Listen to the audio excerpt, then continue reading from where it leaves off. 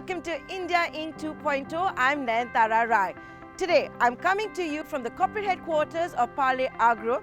This is a group that quenches our thirst with popular drinks like FROOTI as well as Appy. I'm here to interview the youngest of the three Chauhan sisters, the 31-year-old Nadia Chauhan. Does she have what it takes to be India's next beverage queen? Let's find out. Thank you, Nadia, for joining us here on ET Now. For the benefit of our viewers, this is the company that gave us FROOTI. It has given us many other beverages. Would you say you're a beverage queen of India? Not yet.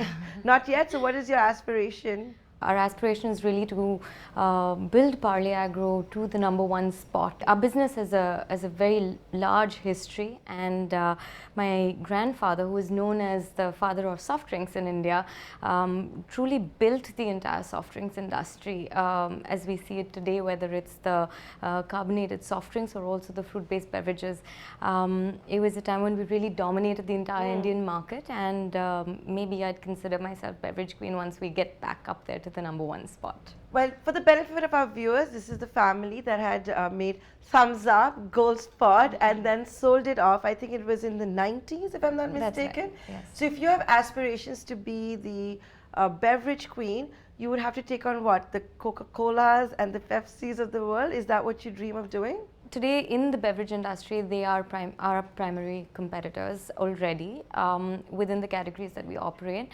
But of course, yes, to be #1 in the category, it would mean beverages at large, which would include all kinds of, whether it's water or fruit-based beverages, carbonated drinks across categories. When you joined Parle Agro, there was what, only one drink I understand at that time?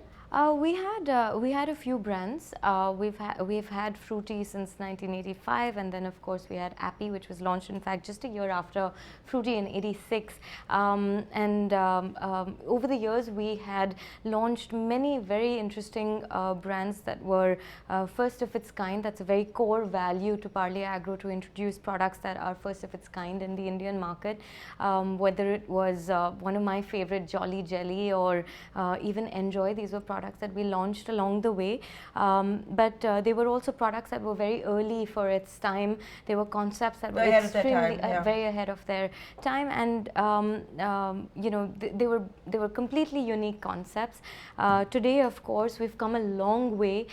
The consumers have got a lot more exposure and are in fact, you know, the tables have turned, because consumers today are wanting a lot more variety and wanting a lot more new products and new experiences. And that's a great opportunity for a company. Do you think consumers also want more healthy drinks? The reason I ask you, like, even if you look at a multinational like Pepsi, then now they talk about good for you, and they're coming out what they claim to be energy drinks or health drinks. Consumers, you know, around the world as well as in India are of course leaning more towards products that are healthier and have got natural content. Our entire portfolio is focused on the fruit-based beverage category, and one of the you know, biggest changes in the entire business has really been the shift where consumers are looking for products that have got natural content, and that's really led to the kind of dynamic growth in this category and has benefited us as an organization. So would you say FROOTI and Appy are actually natural and they don't have artificial contents? Is that what you're telling me? No, they are products that have got fruit content. They're not synthetic products. They're not synthetic drinks. So whether it's Appy Fizz, FROOTI or Appy, all of these have got natural fruit content. So Fizz, I would imagine, is your soda variant of the FROOTI and the Appy? That's right. Would you come out with a diet version? Because, you know, like we have a Diet Coke, Diet Pepsi, and, you know, people want less sugar now. That's right. We in general, just based on how the products are constructed, you know, like I said, they're already you know, healthier than your synthetic options in the market. At this point of time, we're not looking at any diet versions, hugely driven by the regulatory you know, system and what it permits and not. Maybe in the future there would be a lot of products that are low on sugar content that we would consider launching. So what's keeping you busy these days? Are you planning new products? What's keeping all of us busy these days is really a very large-scale sales and distribution transformation initiative that we have taken on. This is our second journey in, I would say, strengthening the entire S&D system, where we are driving a lot of IT integration into our sales process. At the same time, getting more modern. I wouldn't say that. I think that we've always been, quite modern, more than, what maybe a lot of people could take, but it's more about really strengthening the infrastructure and being able to drive larger output from the existing infrastructure. So not so much new product launches. That's not on your immediate agenda at the moment. We have a very different approach with product launches. We've just launched FROOTI Fizz. We don't tend to get into an entire spree of launch events and launch one product after the other. We like to bring in, most of our product launches are unique concepts. They are products that are in the market for the first time, and we'd like to give it its time to really settle it down, establish it, and really be able to achieve the vision that we've set for the product. So with having just launched FROOTI Fizz, it will be a while before we bring in another product. And what's the response to FROOTI Fizz been like so far? Oh, it's been fantastic. It's probably been, one of I would say the strongest launches that we've had. Since the original FROOTI? I can't say that, but the fact that it is part of the FROOTI portfolio itself is what gives it its strength and the ability to have created such an impact in such a short span of time in India. So, I want to talk a little more about FROOTI, because FROOTI had kind of revolutionized how we also had such drinks in India. I was a little girl when it came out, but I'll never forget that ad campaign, etc. You're even younger than me. Is it difficult to match up to that? Or do you look at it as a bar that you have to cross? From the first campaign to now, I think I look at that very differently. Well, FROOTI is, more than 30 years old as a brand, and it's, created a massive impact in India. Almost every single child in India has grown up drinking FROOTI, and for us, we are a very ambitious organization, and we have been growing this brand year after year, the same product through different pack formats. And yeah, the Tetra Pak which came out initially was revolutionary. Yes, absolutely. And then we innovated multiple times thereafter as well with the first. Yeah, I can see that. Triangular, and then we were the first ones in the PET format in the fruit drink segment as well. The first campaign that we launched for FROOTI was it was the first time Tetra Pak was introduced into India. So the campaign really focused around educating consumers how to use this pack, or what this pack was all about, because at that point of time the only thing that you'd see in a square box like this was soap. So it was really a completely different campaign that wasn't as focused on the product, but was more focused on talking to consumers about the pack and how to use it itself. Today our challenges are very different. I think that we are in a very exciting category that we've been leading the growth for. We have multiple brands in this category, like you said, that a lot more people are focused on fruit-based products, and hence there are of course a lot of new product launches in this category, as well as many other players in this category. Because it must be difficult maintaining your market share. For example, Dabur came after you in this entire category. For example, now you've got the likes of Patanjali coming in, you've got the multinational companies coming in. Yeah, what's been amazing is that we have seen, over just the last couple of years, we've had the highest growth in market share in this category. Can you share with us the figures? Yeah, we've grown more than 4 percentage points in the last couple of years, which is the highest anybody else has grown in the category. We've also been growing far ahead of the category growth rate. So, last year the category grew at about 1%. We've been growing at about 10 to 15%. And this is across brands, or is it just FROOTI we're talking about? This is across brands and FROOTI as well. So in spite of of the large base, we've been registering a double-digit growth rate year after year.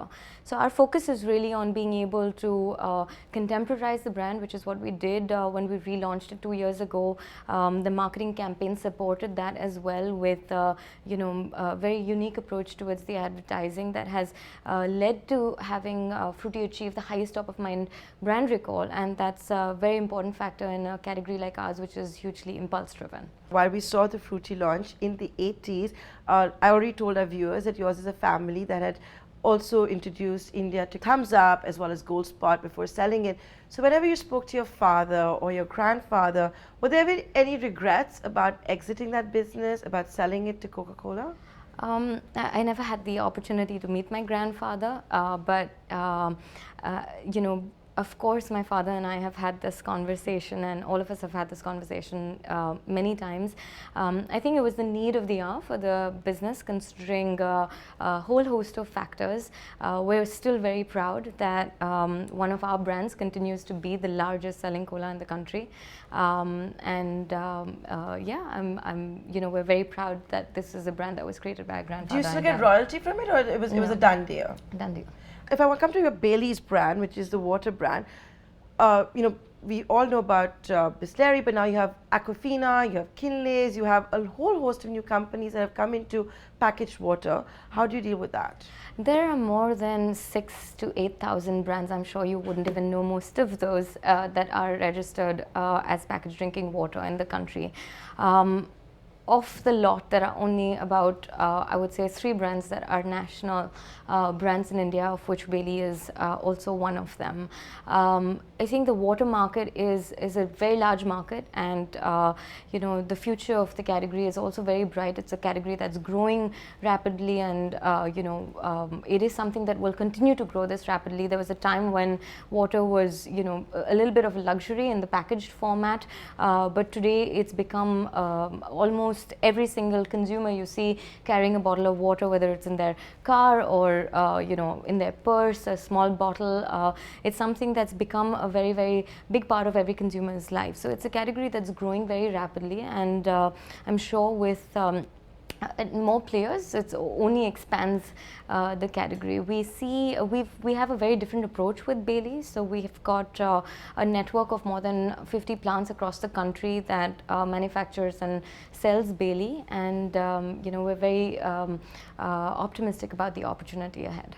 Nadia, the other thing I wanted to ask you about was that one of the big reasons also you'd seen that first Tetra Pak of FROOTI being so successful was because of the pricing. The pricing, I'm sure is a case study in a lot of business schools today, is what I understand when I was researching for this interview. How much of your time do you have to spend on getting the pricing right for the various products across the country? It's an impulse-driven category, and in India we have a unique situation where there are almost like branded price points. So 5 rupees, 10 rupees, 20 rupees, these are almost like branded price points. They have, just because of the change factor, it's very convenient, whether it's from a retailer perspective or even from a consumer perspective, even from the point of view of the amount of currency that's being circulated of that denomination.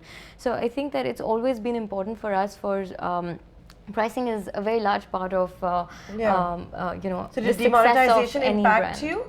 No, demonetization didn't in fact impact us, other than for just a matter of a week where everybody was just waiting and watching because it came as such a shock, but it didn't impact us. And I would say that a large part of that is probably because a very large part of our business is focused on the youth segment, and I think that that is one segment that didn't get as impacted. With that, I'm going to take a short commercial break. In less than 2 minutes, we'll be back in conversation with Nadia Chauhan. We'll find out about Nadia, the entrepreneur, after this short break.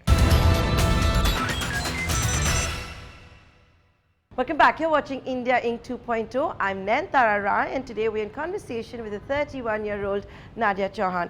Nadia, I want to now talk to you about your being an entrepreneur. When I was researching for this interview, I understand when you were a little girl, you started your entrepreneurial journey by baking cupcakes. Yeah, my daughter does that now, in fact, and she does it to raise money for to save animals, actually. That's really nice. Yeah, but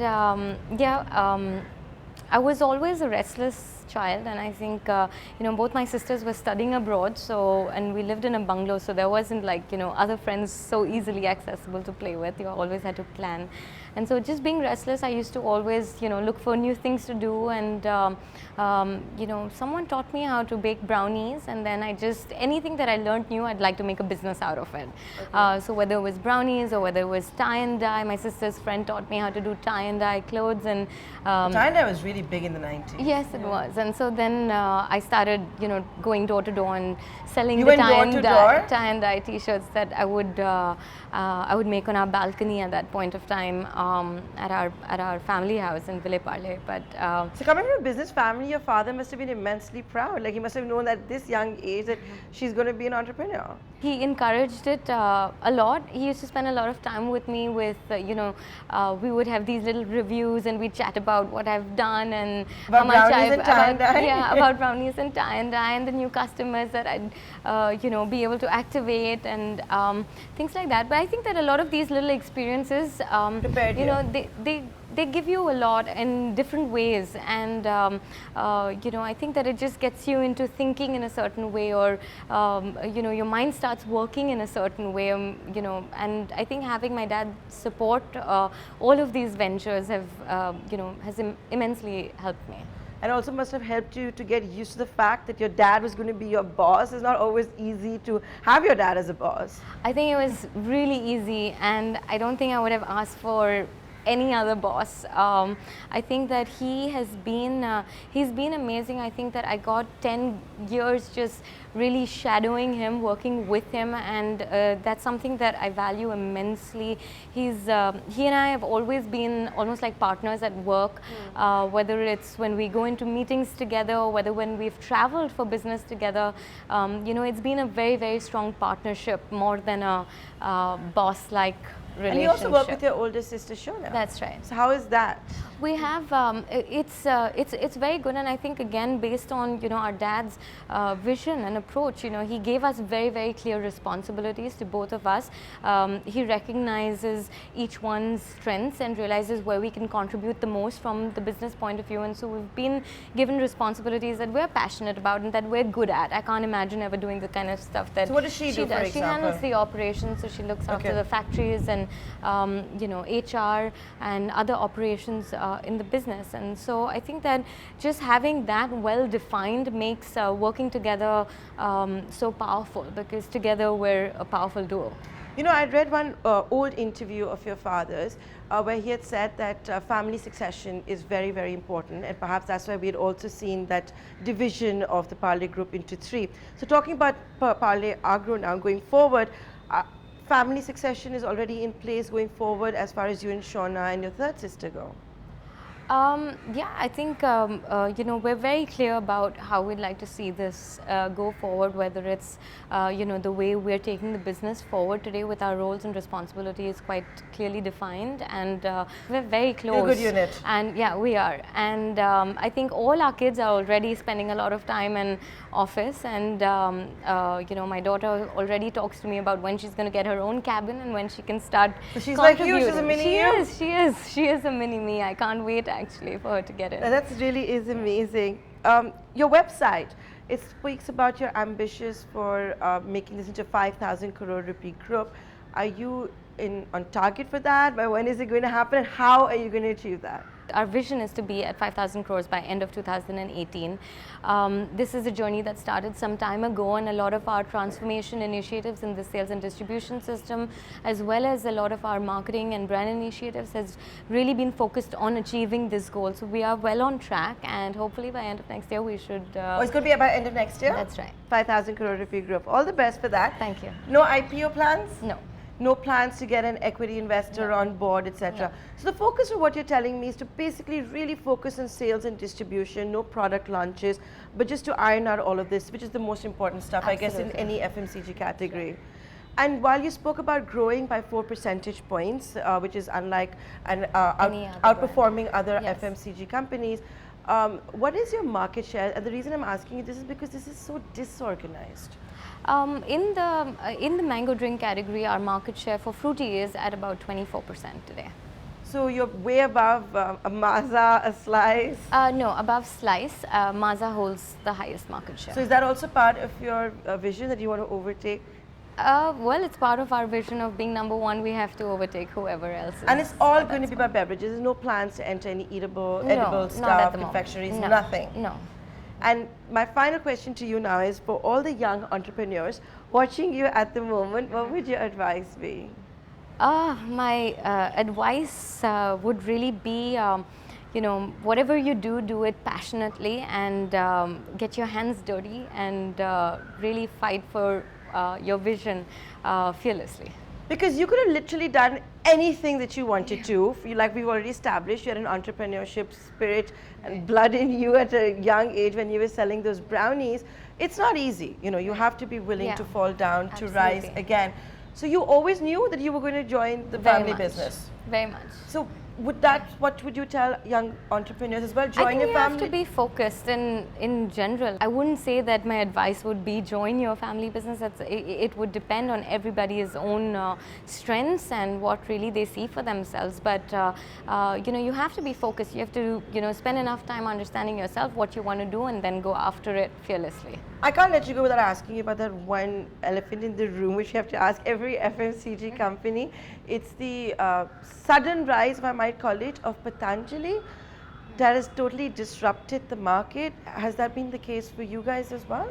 I think it operates in a different category. Today, I think, when you look at the Indian market within the food and beverage space, there's, a massive opportunity. Our per capita consumption is still far lower than most other countries in the world. So I think that there is a huge opportunity, and with more players coming in, it only helps to expand the category further. Very nice diplomatic answer, but did it disrupt the market for you personally? No, we operate in very different categories. And if they were to enter any of those things, would you be then worried? I would imagine so.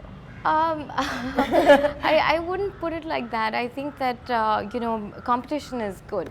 So when you see like a paper boat, for example, that's coming, that's a very new player. Right. Has that disrupted it for you? Not really. I think that one has to understand that when you're talking about the FMCG category, its success is really based on scale of distribution. So of course, with a lot of new products coming in, focusing on niche segments, they create a category of their own. Our focus is on growing in scale and in. So what is your focus? Is it mainly urban? Is it rural? Is it a judicious mix of the two? Both. And your audience is what? Is it the youth. It's the youth. Yes. So, like people like me that grew up on Fruity, we wouldn't be part of it then. Of course you would. So it's across age groups, right? Yeah. But that's why I was asking about pricing earlier. Is it a rich customer? Is it, everybody? It's everybody. It's different brands cater to different consumers, and different Packaging, formats different cater packaging to different consumers as well. Yeah. And with that, Nadia Chauhan, thank you so much for taking the time out and joining us on ET Now. Find us on Facebook at facebook.com/ETNow, and don't forget to click the like button. You can also follow us on Twitter at ETNowLive. To stay updated with all our programming, hit the subscribe button on our YouTube channel by logging on to youtube.com/ETNow.